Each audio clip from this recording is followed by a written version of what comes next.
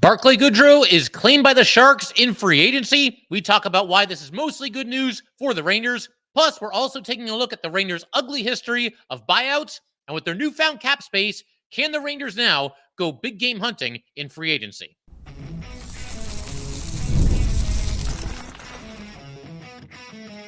You're Locked on the New York Rangers, your daily podcast on the New York Rangers. Part of the Locked On Podcast Network, your team every day. Welcome back, Blue Shirts fans, to episode number 1095 of the Locked On New York Rangers podcast. I'm your host, John Chick. Just want to thank you guys, as always, for making Locked On New York Rangers your first listen every day. We are free and available on all platforms, including YouTube. And today's episode of Locked On New York Rangers is brought to you by Ultimate Hockey GM. Ever dreamed of becoming an NHL GM and managing your hockey franchise? Well, now you can with Ultimate Hockey GM. It is completely free, and Locked On listeners get a 100% free boost to their franchise when using the promo Locked On NHL in the game store. To download the game, just visit hockeygm.app or look it up on the App Store.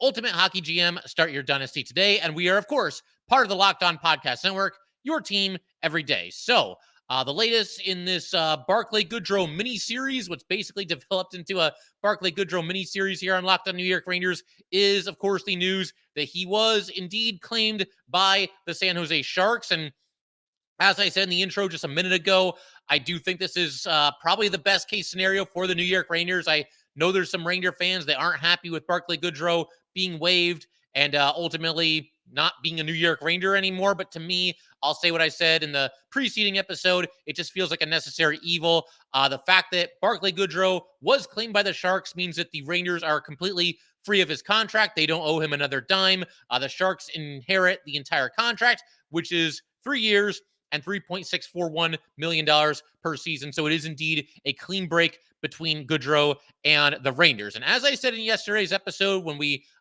talked about the news of Barclay Goodrow being placed on waivers, I fully expected him to clear. But then as the day went on yesterday, Wednesday that would be, we started to kind of hear some rumors that maybe the Sharks were in on this and maybe this was the plan all along. And I think, you put all the pieces together here. It really seems like that was the idea that Drury and Greer, they're friends from back in the day. And, Greer being the Sharks GM, it feels like that was very much the plan, that that was a way to get Barclay Goodrow from the Rangers to the San Jose Sharks.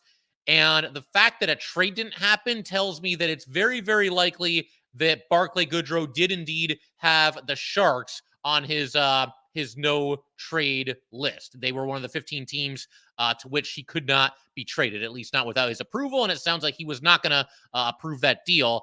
But the Sharks did this, and I feel like they really did the Rangers a favor. And again, I know that Barclay Goodrow has his fans, but I'll say what I said throughout this entire week here. $3.64 million is just a little bit too much to pay to a fourth-line player. And I know there's some people that are, again, really upset about this, but ask yourself this question. I want you to be honest with yourselves and be honest with me if you're going to leave a comment in the YouTube section. Did you feel that way before the playoff run? Like, would you have really been upset by this if another team during the regular season, if you take the playoffs out of the equation here and you look at what happened in the regular season, how many people would have really had a major problem with another team this offseason coming along and taking 100% of Barclay Goodrow's contract off the Rangers' hands? I'm sure there's at least a few. There probably are. But there's a lot of people that I think kind of jumped on the Barclay Goodrow bandwagon based on what he did in the playoffs. And look, what he did in the playoffs was awesome. It was fun to watch. It was against all odds, 6 goals, and felt like they were always coming up in big spots. But it's somebody that in 16 playoff games in the 2 preceding years had a grand total of 2 points, and this year shot at a percentage of 40%. Do you really think that's going to happen again with Barclay Goodrow? It's very unlikely. And, it is unfortunate. I do feel for Goodrow. You can respect Barclay Goodrow and his hard-nosed style of play and the physicality and all that stuff, and the fact that he does seem to be one of the team leaders. You can appreciate that and like that, and you can be sad about Barclay Goodrow, no longer being a New York Ranger. I get that. But again, to me, it's just too much. And for everybody that's upset about losing a physical player, you can find a physical player for less than $3.641 million per season. As far as why the Sharks made this move, you got me. There's a couple reasons I can throw out there. There's, of course, the salary cap ceiling that you can't go over, but there's also a salary cap floor that you must meet going into the season. And that being the case, and with the Sharks having so much cap room, they're going to need to add some salary. And Barclay Goodrow, I guess, is one way to do that. The other thing that comes to mind here is that the Sharks have a relatively young team. I was looking at their roster. There's, I think, like 4 or 5 players now with Barclay Goodrow being there that are over the age of 30. So they're maybe not quite as young as you might think, but obviously they're going the rebuild route, and they got a lot of young players over there, and guys are going to need to step up for them to get where they need to be. And obviously you had a veteran like Barclay Goodrow, and he's one of the guys that can kind of lead the way for that team. The funny thing that I saw, checking on Cap Friendly, the Sharks don't have a single player on their roster who is under contract for longer than Barclay Goodrow. And I don't really know what that says. I can tell you that our buddy Locked On San Jose Sharks, he does an awesome job with his show. And, I'm sure he'll be talking about this, and you can check out his show and see what his thoughts are. But judging by his tweets, I haven't seen a new episode yet, but judging by his tweets, I don't think JD is too happy about this move, but I'll be curious to watch his episode and see what he thinks about it. And JD's not the only person that's unhappy, because obviously there's some Rainier fans, but it sounds like Barclay Goodrow himself, per a report from Larry Brooks, is kind of upset about how this whole thing went down. Obviously, Chris Drury and the Sharks, using a technicality to move Barclay Goodrow from the Rangers to the Sharks. I can understand and appreciate the fact that Barclay Goodrow probably did not want this to happen. It sounds like also per this report that, the rumor is that Barclay Goodrow, a lot of the teams on his list, teams which he cannot be traded to, were non-contending teams. So he's probably not going to be very happy about this, going from a team, the best record in the league, the Rangers, to the worst record in the league in the Sharks. I'm pretty sure the Sharks finished dead last. Not 100%. I would have to look that up. But they're not a good team, and a team that's in the middle of a rebuild. But look, I can understand Goodrow being upset, but this is the nature of the business. And when you sit down and you do your contract negotiations and you get certain things put in, and you get a little bit more money to not have a full no move clause. That's probably how it went with Barclay Goodrow when he sat down and negotiated his contract with the New York Rangers. And Barclay Goodrow has been paid very, very well the last handful of seasons, a heck of a lot better than really most bottom sixers, and certainly most fourth liners. And that has been his role for the Rangers over the last handful of seasons, mostly on the fourth line. Sometimes when I'm on here and I'm talking about like contracts and whatnot, I'll just kind of instinctively refer to a contract as a no move clause, regardless of whether it's a no move clause or a no trade clause. There is an important distinction there, though, because a no move clause, and I don't believe the Rangers would have been able to pull something like this off. The no trade clause, though, means that you can't be traded. It doesn't mean that you can't be put on waivers and be moved to a team via that route. And that's, of course, what happened with Barclay Goodrow. And again, if Barclay Goodrow wanted, and I'm not taking a shot at him here, but if he really is upset about this, then I just have to put it out there that if Barclay Goodrow really wanted to make sure that something like this could not happen, then he could have always opted to take a little bit less money from the Rangers when he was negotiating his deal. If he did that, maybe he could have gotten the full no move clause put in.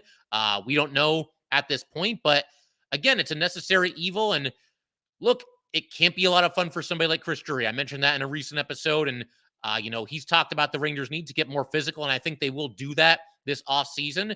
But this is the nature of the business, and sometimes things like this have to happen. And Barclay Goodrow now on his way to the San Jose Sharks. As far as like where he could end up, I get the feeling again that, just based on the report from Larry Brooks, that he's not too happy about this Barclay Goodrow.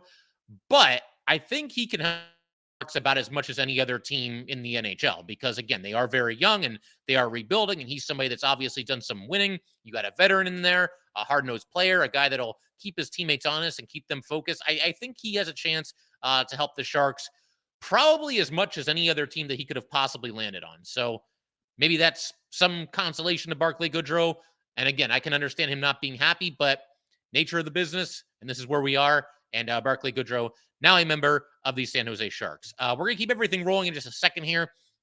I want to shift our attention to the Rangers' history of buyouts. They've had quite a few over the last several seasons, depending on how far back you want to go. And obviously, this wasn't a buyout, but it's kind of in the same like stratosphere, because I think a buyout was coming if Barclay Goodrow was not claimed on waivers, and obviously he was, so it's a moot point now. But a lot of people were talking about the Rangers, they're too reliant on buyouts, and they give out bad contracts, and it results in a buyout. So we're going to dive a little bit deeper into that in just a second. And I'm also going to end today's episode by talking about the Rangers' next move, if they might go big game hunting in free agency this offseason once free agency starts on July 1st. And we'll do all that in just a second.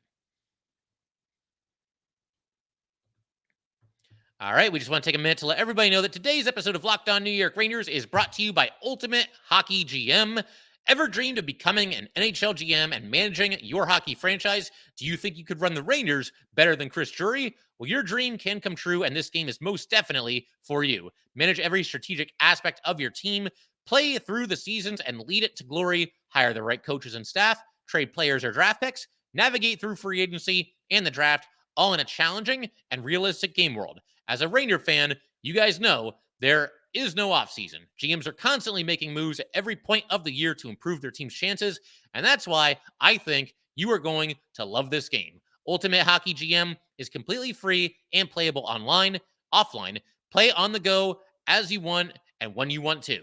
Locked On Network listeners get a 100% free bonus to their franchise when using the promo code Locked On NHL in the game store. So make sure to check it out. Download the game.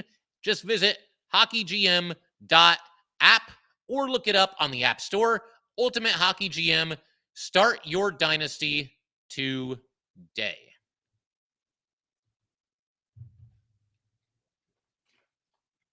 All right, we just want to take a minute to thank everybody, as always, for making Locked On New York Rangers your first listen every day. We are free and available on all platforms, including YouTube. And to keep everything rolling here, there was some talk, when the idea was floated out there that maybe the Rangers could buy out Jacob Trouba, and that is something that I believe still could be on the table for this team. And also some talk once, the what should we do with Barclay Goodrow debates began. Do the Rangers, are they too reliant on buyouts? And is that kind of a sign that they've been giving out some bad contracts over the year? And I want to dive a little bit deeper into this concept here. The short answer is that, yeah, they probably have had a few too many buyouts over the last handful of seasons. And it is kind of reflective of giving out contracts that just don't work out for one reason or another. And want to go through, the recent history of buyouts for the Rangers. We're going to cover pretty much all of them here.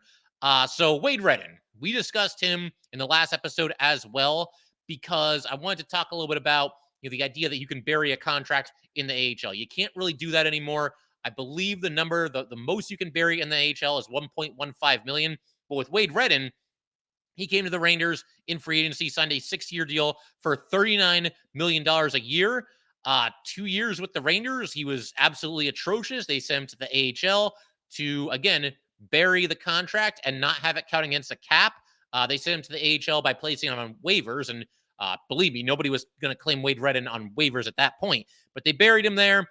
He got the compliance buyout, and he's gone now. Or, he left the team after that, obviously. And, the compliance buyout, the long and short of it is that it doesn't count against the cap. That's a whole nother deep dive for a different day. But another compliance buyout was to Brad Richards.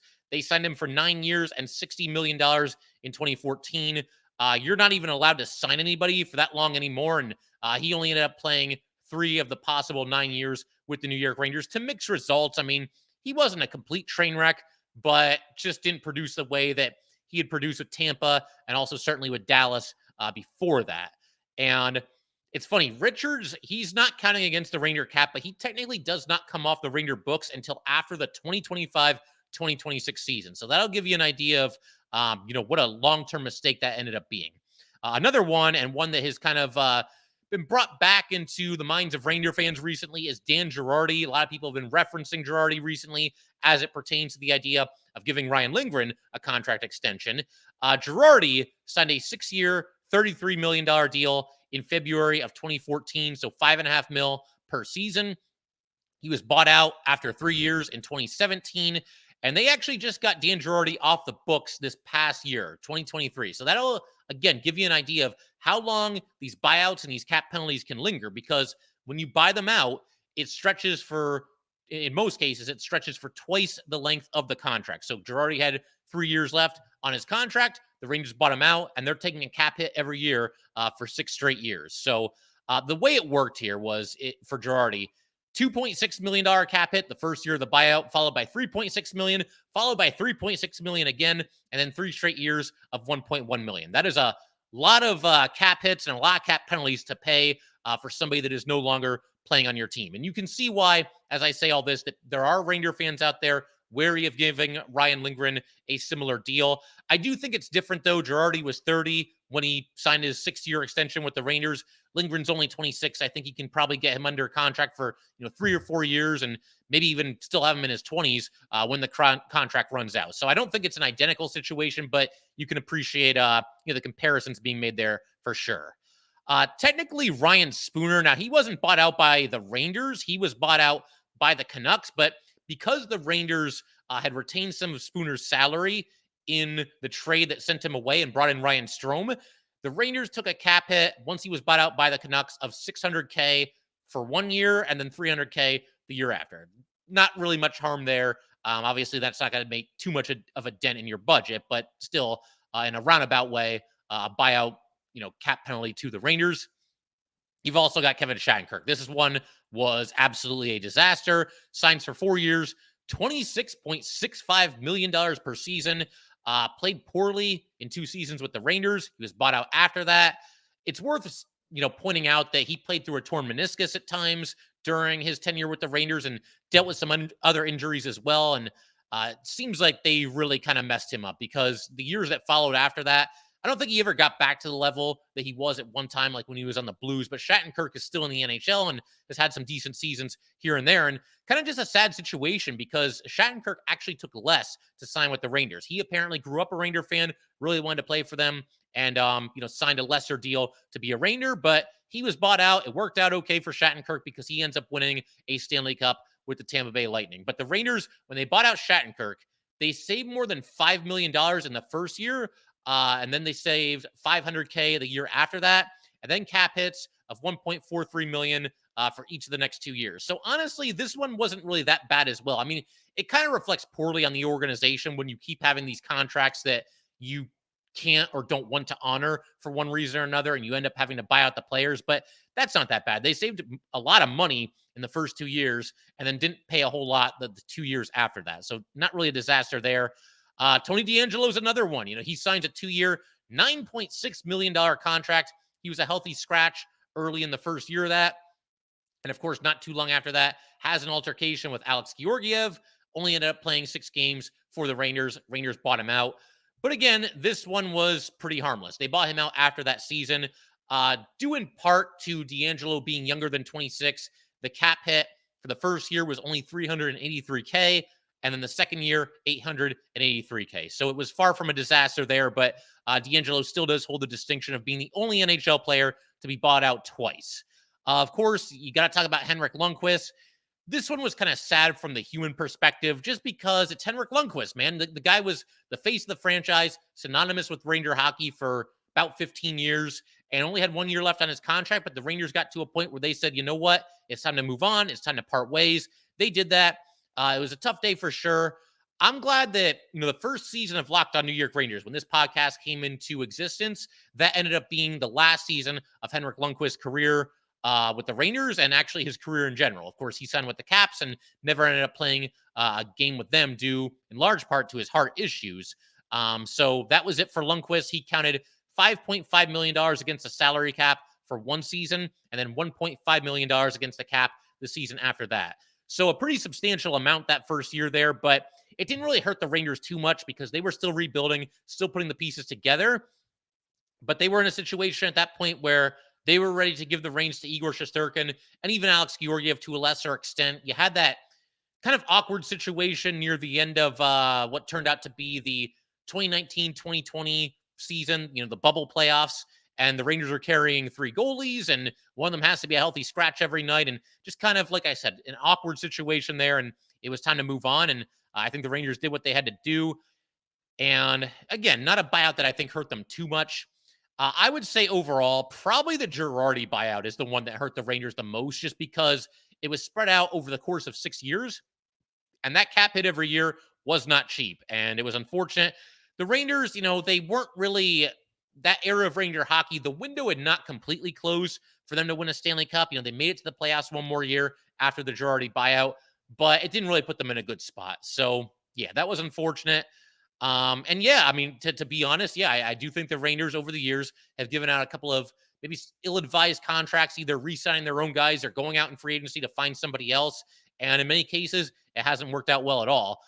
Wade Redden was the biggest train wreck of all of them. But with that situation, it's a little bit different because at the time, again, you could place a player on waivers, and we all knew Wade Redden would not be cleared when he was on waivers, and then send him to the AHL, and you're pretty much free at that point. I mean, he'll be on your AHL team, but his contract wasn't counting against the salary cap, and things have changed since then for that reason. It's actually been nicknamed the Wade Redden rule in the years that have come after that. So yeah, those are kind of my thoughts on the Ranger history of buyouts. Let's hope that there aren't too many more. I mean, Jacob Trouba, I'd be open to that, but after that, hopefully that's about the end of it.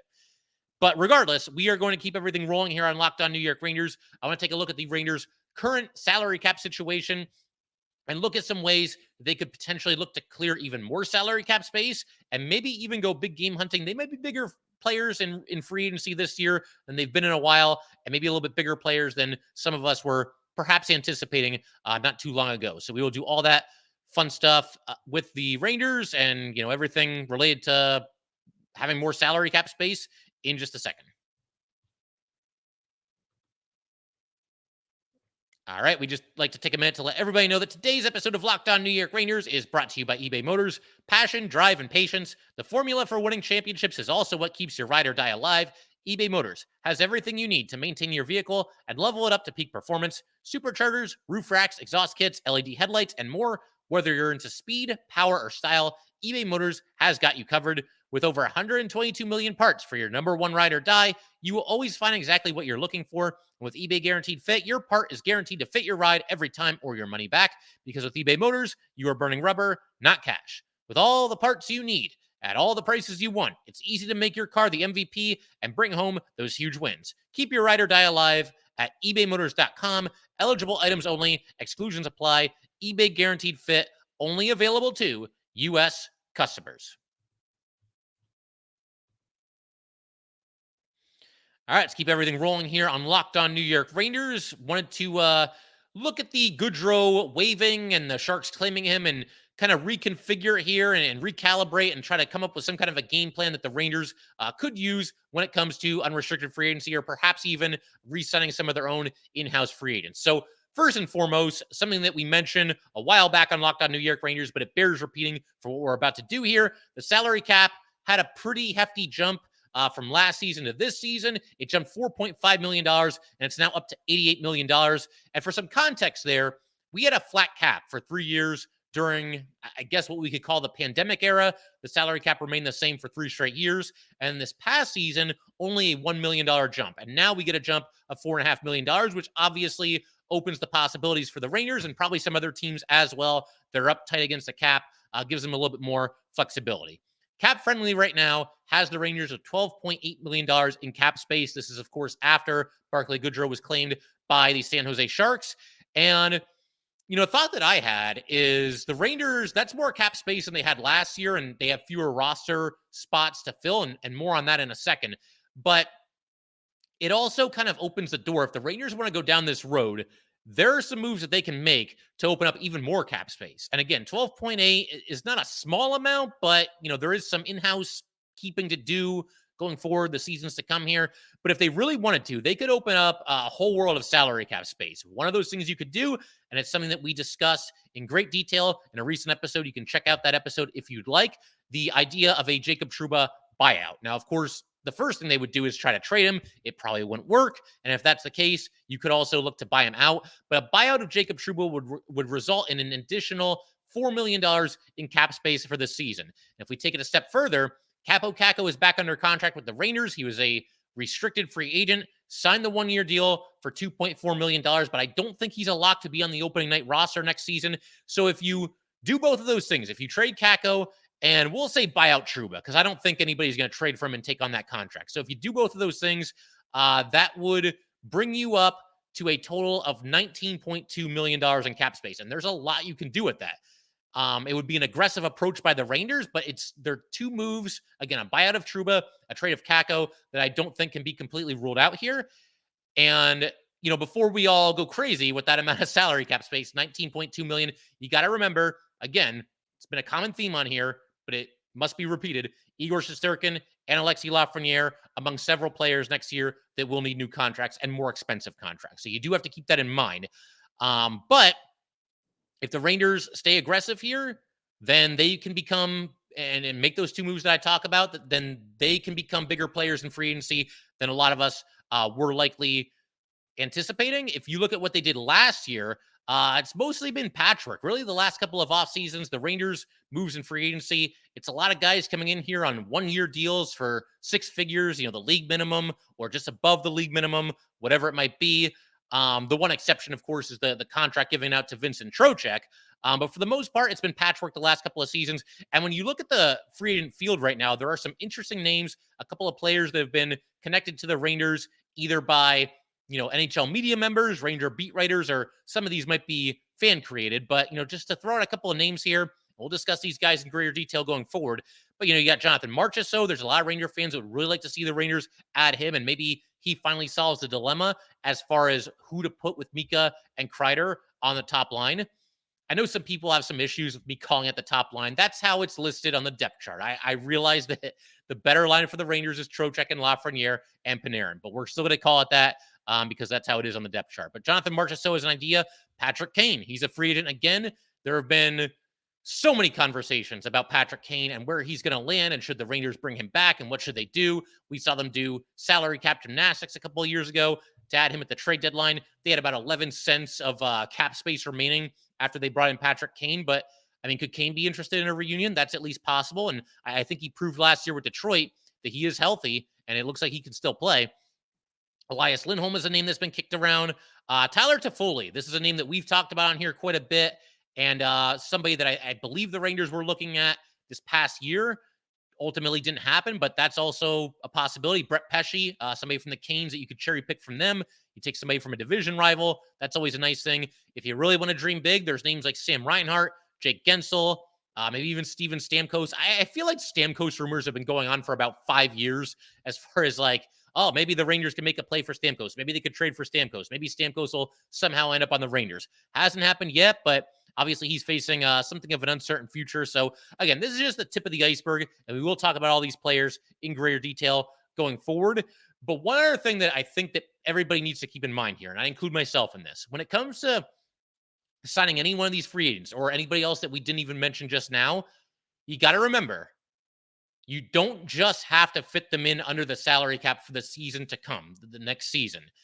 The difficult part, or one of the most challenging parts about adding any free agent, especially if it's a big money contract, is how do we fit this guy under the salary cap for 4 years, for 5 years, for 6 years, however long that player's contract might be. And the reason I bring this up is because I do think, let's use Jonathan Marchessault as an example, okay? Let's say he gets 4 years, $5 million a season. Does that sound about right for Marchessault? Maybe it's a little bit more than that. He is 33. We'll just go with that number, though. 4 years, $5 million a season. Okay. The Rangers can probably swing that this offseason with the, Barclay Goodrow no longer being there, and there could be a buyout of Trouba. There could be a trade of Kakko. That opens up some more space as well. Fitting in Marchessault under the cap this year is certainly not impossible. Fitting him under the cap next season, that might be difficult because that's the season where, again, you've got a lot of important players to the Rangers. They're becoming either a UFA or an RFA. They'll need a new contract. In most cases, they'll get a significant bump in pay. Igor Shesterkin and Alexis Lafreniere are the two that really jump off the page. You can throw K'Andre Miller in there as well, a couple of other guys. So can you fit Jonathan Marchessault and his hypothetical $5 million cap hit under the salary cap next season? That's going to be tough. Not impossible, but it's going to be tough. And honestly, that's the season where I think everything is going to really get tight as far as the salary cap is concerned, because the season after that, you've got Jacob Trouba and Artemi Panarin both becoming unrestricted free agents. That's more than $19 million in cap space right then and there. So to me, the difficult part is not going to be fitting players under the cap this year. It's not going to be fitting players under the cap 2 years after that. It's going to be the year after this year. That's going to be the most difficult one. That's when a lot of contracts are due. And if Jacob Trouba is still here, that's $8 million. Panarin's still going to be here. That's $11.6 million or whatever his contract is. So that's where it becomes difficult. But the bottom line, just remember, any UFA signing, you have to be able to fit them in under the salary cap for the duration of their contract, not just the following season. Also worth pointing out, I touched on this a second ago, but the Rangers are in a better situation cap-wise this year than they were last year, because last year, the Rangers had 14 players under contract at this point, and they only had about $11.8 million to fill out the rest of the roster. And that's 8 players for about $11.8 million. That's not a lot of money to work with. And that's how you end up with Blake Wheeler for $800K, Eric Gustafsson for, I think it was about $800K, Tyler Pitlick and Nick Bonino for barely over the league minimum. There were a couple of other examples as well. But that's just what happens. That's the nature of the beast. But this year, you've got right now for the Rangers 18 players under contract going by cap friendly. And the Rangers, once again, have about $12.8 million to spend on potentially as few as 4 players. So there's a lot you can do with that. You've got a lot more flexibility, and you get even more flexibility. Like I said, if you move on from Trouba in one way or another, and if Kakko gets traded at one point, then you really give yourself some options. So we'll see. But it feels to me that the Rangers are going to be bigger players in free agency than we were initially anticipating. Probably bigger players than I would have anticipated as recently as like a week or 2 ago, because we didn't know what was going to happen with Barclay Goodrow.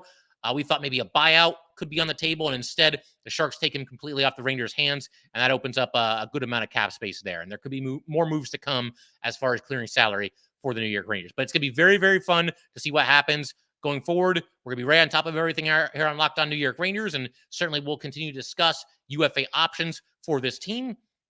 But like I said, I want to give you guys a brief overview right now and just talk about how, again, I think the Rangers might be bigger players in free agency than a lot of us were anticipating as recently as, like I said, a week or 2 ago. So, yep, we can leave things there for today. Once again, if you guys would like to get in touch with this podcast, please send an email to lockedonnyrangers@gmail.com. Once again, that is lockedonnyrangers@gmail.com. Definitely give us a follow on Twitter as well, @LO_NY_Rangers. Once again, that's @LO_NY_Rangers. And definitely subscribe to the Locked On New York Rangers YouTube channel. Thanks again, guys. I will see you next time.